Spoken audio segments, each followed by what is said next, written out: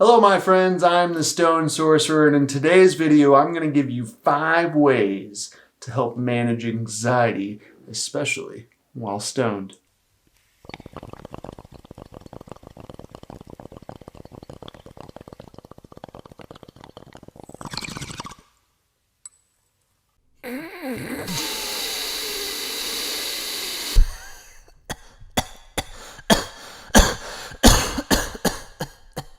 Full disclosure, this video came about because I got a new tattoo. It says, "Don't panic." I got this tattoo mainly because I am a huge fan of Hitchhiker's Guide to the Galaxy. I love the movie. The second meaning, other than my love for Hitchhiker's Guide to the Galaxy, is a little subtle reminder to myself to not panic. If you've watched any of my videos before, maybe you've seen the video where the edible gave me trauma. We can put that somewhere out. I don't know, I'm still learning all this YouTube stuff, so I'll try to throw it somewhere on here. Anyway, you can watch that video, and I tell the story about how I took a 500 milligram edible and then straight panicked for 6 hours. I thought I was gonna die. I was gonna be the first person to die. Terrible marijuana death. Spoiler alert, I didn't die. Still here talking my bullshit. Let's get started with the first tip on managing anxiety. If you start feeling it bubbling up inside of you and you don't know what to do, maybe your heart's palpitating and you're freaking out, what do? My first go-to is to do some deep breathing. You want to breathe in for 4 seconds, count that 4 seconds in your head.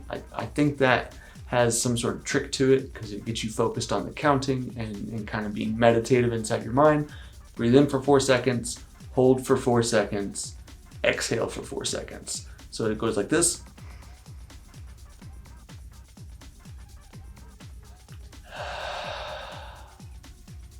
Easy peasy, right? You just breathe in, breathe out, calm down. Keep doing that as necessary. You'll feel yourself start to relax a little bit more. If that doesn't necessarily work immediately, here's a little bonus tip for you. Get an ice pack. Put that ice pack on your chest. Use that while you're breathing. That'll totally alleviate a lot of that stress and anxiety that you're feeling. You'll feel like $1,000,000 almost every time. It works very often for me. So what if the deep breathing doesn't work? You gotta find a way to preoccupy your mind. One of the best ways to do this is do some sort of activity. You could go outside, take a walk. You could do mindless kind of activity. I like to DJ, kind of zone out on that, or do magic. Sometimes I'll just sit here and fiddle with a deck of cards while I'm feeling all anxious, do all the moves, and just kind of zone out on the fiddle of it all. Some sort of activity is gonna help you out in these sort of situations because it's really just taking your mind off of what you're feeling and channeling that into what you're doing. If you can find a way to just zone out and get that flow state going on with some sort of activity, writing, walking, some sort of physical exertion or something that just preoccupies your mind, that usually does the trick for me if the breathing doesn't do it alone. Okay, so let's say that you are just freaking out way too much. You don't feel like you can concentrate long enough to transition into that flow state with some sort of activity. You don't feel like you want to go outside and go for a walk. The paranoia is hitting on all levels. Your fight or flight is just totally shot. Maybe you could incorporate some vitamins into the mix. Magnesium is a really great supplement as far as making yourself feel calm, as well as ashwagandha that can help you feel more calm and kind of ready for sleep. So maybe if this is late at night, you could just crash out. One of my favorites that I'll show you here is called Goodbye Stress. It is from Ali Supplements. This has GABA, L-theanine, and lemon balm in it. The L-theanine kind of tricks your brain a little bit to be a little bit more alert.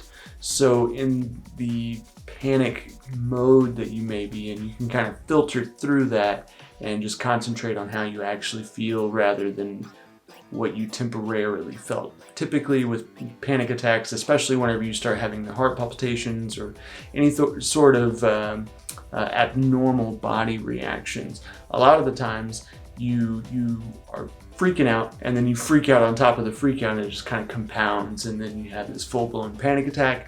So if you can find a way to kind of cut that mindless nonsense that's going on in your head and filter it to the point that you can actually concentrate on what's actually happening, I think these vitamins are great.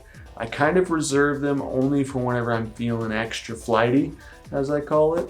So do with that what you will. I think most days you should just rely on the breathing and the activity, potentially grabbing that ice pack if you need it. Another thing that really helps me manage my anxiety is positive thoughts. Usually whenever I come home from work, if I am tired or something along those lines, I'm just not feeling 100% myself, and I smoke a little bit, that's usually whenever I have that panicky kind of feeling. Maybe I didn't get enough sleep the night before, maybe it's been a long, hard day at work. Anything could have happened. Nonetheless, that's usually whenever the panic hits me.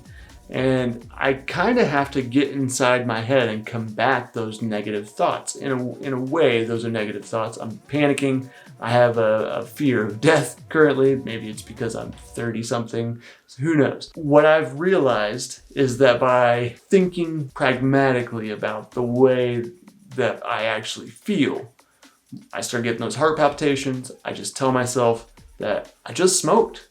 I'm gonna have heart palpitations because I just smoked. It can do that to you.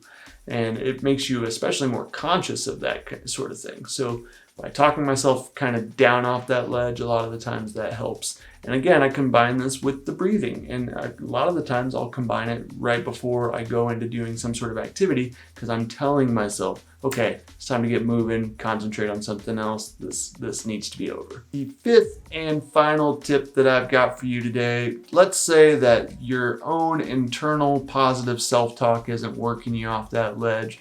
Maybe you need a buddy. I'm very fortunate. I have a fiance. She takes very good care of me whenever I am feeling any sort of panic, and she'll literally talk about the weather or talk about what happened at work or any number of things that have nothing to do with what I'm going through, because she also understands I'm not dying.